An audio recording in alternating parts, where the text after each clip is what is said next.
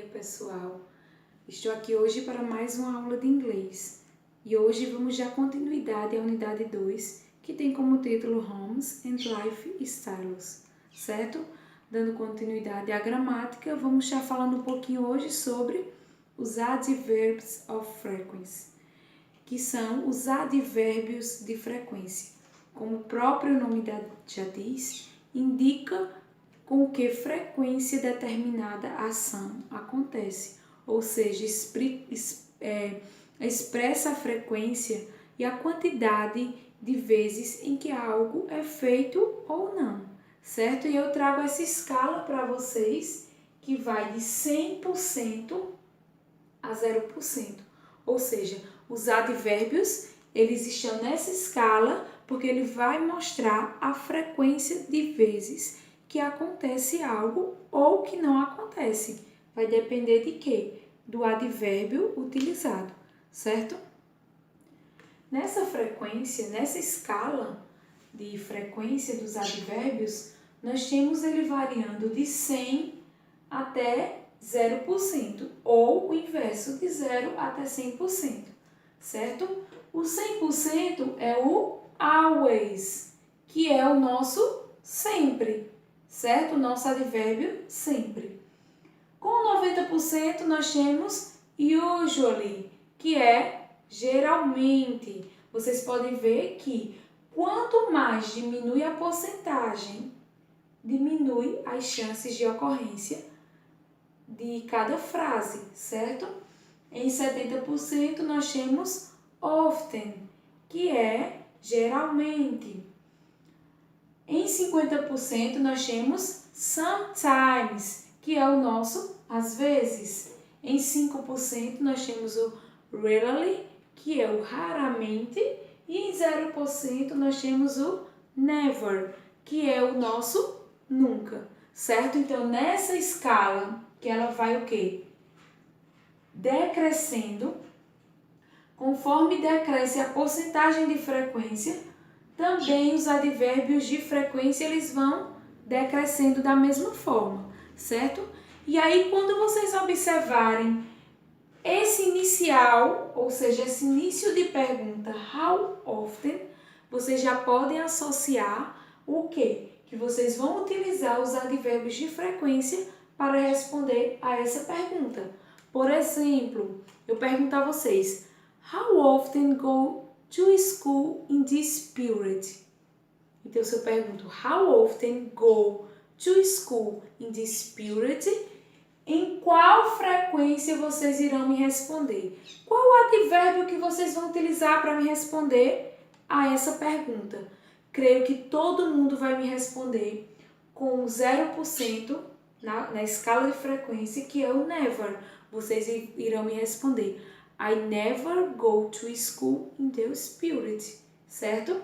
Então, essa escala ela vem para dizer a você quantas vezes, ou seja, com que frequência algo foi feito ou não, certo? Agora, observando a estrutura da frase, utilizando o advérbio de frequência, nós vamos ver que a estrutura ela deve ter um pronome ou um nome, certo? O advérbio de frequência, seja ele em uma daquelas escalas de frequência, o verbo principal mais o complemento da frase, certo? E eu trago esse exemplo para vocês. I usually wake up full of energy. Podemos observar aqui está o pronome da frase, aqui está o advérbio de frequência, aqui o verbo principal e aqui o complemento da frase, certo? Observemos que essa estrutura ela é seguida de uma forma geral com essas partes que vocês irão dar às frases, certo? Aqui pode ser um pronome ou pode ser um nome. Aqui poderia ser Maria usually wake up full of energy, certo? Aqui não vai mudar. Aqui vocês que irão escolher, dependendo da frase, se vai utilizar um pronome ou um nome. E agora eu trago para vocês essa frase que está aqui abaixo, certo? Se a frase vier com o verbo to be, certo? A estrutura da frase vai ficar a seguinte: pronome, verbo to be, advérbio de frequência, verbo principal e complemento da frase, certo? Então, na frase He is always playing soccer, essa frase também utiliza o advérbio de frequência, porém, ele vem após o verbo to be, certo? Então, nas frases, lembrem-se que nas frases, o advérbio de frequência, ou ele vem após o verbo to be, ou ele vem após o pronome ou nome, certo? E agora vocês vão abrir o livro na página 27, que eu trago como proposta de atividade a questão 1, 2 e 3, na página 27. Na questão 1, vocês irão observar essas sentenças que foram retiradas do texto e sublinhar os advérbios de frequência, certo? De acordo com a estrutura da frase que eu expliquei, vocês vão saber qual é o advérbio de frequência na frase, certo? Na questão 2, vocês irão escrever os advérbios de frequência na escala de 0 a 100%, certo? Foi aquela escala que eu falei para vocês e coloquei onde cada advérbio está. Vocês irão escrever na questão 2. E na questão 3, vocês irão usar as palavras desse quadro para completar as alternativas A, B, C e D, certo? Aqui são algumas dicas de como utilizar os advérbios e vocês vão estar utilizando essas palavras que estão no quadro. Na página 28, o Rindy vai estar falando um pouquinho sobre exotic homes, certo? Esse e-mail, ele fala sobre, este e-mail ele vai falar sobre um lugar exótico para se morar, certo? Vai falar também sobre os cômodos de uma casa, como sala de estar, cozinha, banheiro, quarto. Então, vai estar falando um pouquinho sobre esse lugar que não é comum a moradia, porém, existem pessoas que têm esse tipo de moradia, certo? Então, vocês irão ler este e-mail que está na página 28 e responder a questão 2, 3 e 4. Na questão 2, vocês vão ler o e-mail de Nádia e sublinhar a opção correta para completar a sentença, certo? A letra A, por exemplo, Marla lives in a yurt, a typical house ou a big city. Então, vocês só irão saber se vocês lerem o texto, certo? Fazer as alternativas e marcar, sublinhar ou circular a opção correta. Na questão 3, vocês irão ler o e-mail novamente e sublinhar a opção correta para completar as sentenças, certo? Vocês irão ler o e-mail e colocar o nome dos cômodos da casa em inglês na planta da casa, certo? Tem um e-mail, abaixo do e-mail vocês vão ver a planta dessa casa e tá lá enumerada com os cômodos da casa. Vocês irão ver qual cômodo e colocar os cômodos da casa em inglês. Por exemplo, a entrada da casa, como é a entrada em inglês? Vocês vão lá e colocam a palavra na imagem, certo? Vejam, observem quando vocês lerem o texto que todos os cômodos da casa, os nomes vai estar também no texto. E na questão 4, vocês irão ler a descrição de cada alternativa e escrever o nome dos cômodos que representa. Por exemplo, na letra A da quarta questão, You take a shower in this room, certo? Então, de acordo com essa frase, está dizendo que você toma banho nesse cômodo. Então, qual é o cômodo que nós tomamos banho? Certo? Então, vocês vão lá no texto, tem dizendo também como se escreve o banheiro, que é o bathroom. Então, todas as respostas estão no texto. Basta vocês lerem e interpretarem o texto, certo? Agora, revisando um pouquinho aquilo que a gente viu lá no início do ano, que foi um dos tempos verbais, certo? Que foi o Simple Present e o Present Continuous.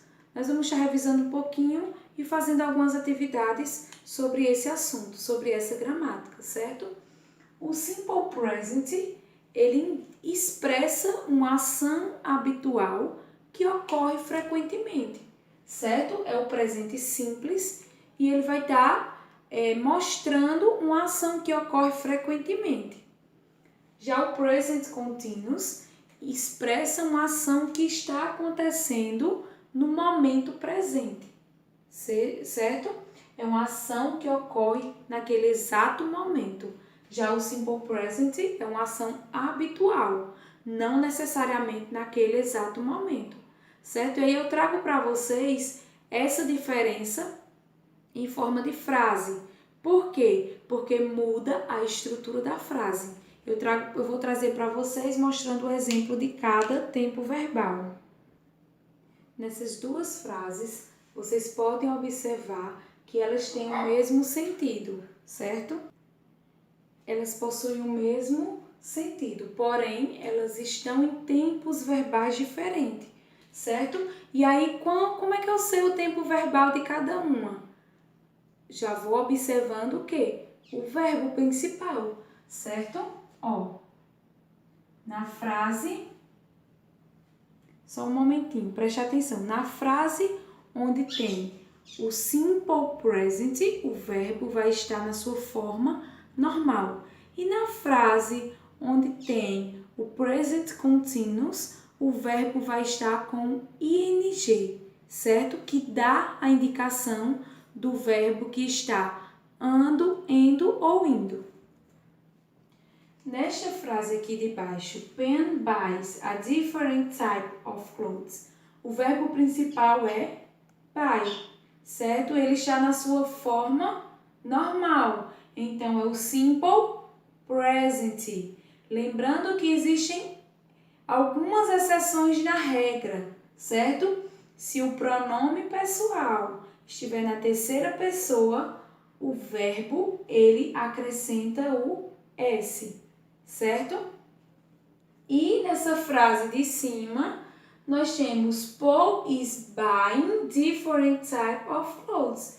Vocês podem observar que o verbo principal, ele foi acrescido do ing, certo?